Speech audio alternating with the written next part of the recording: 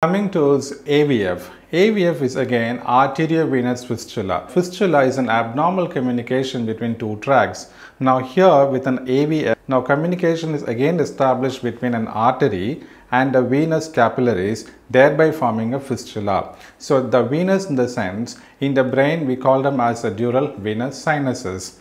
If the fistula is being formed with the carotid and the dural venous sinuses, we have very specific codes for the excision of such fistula.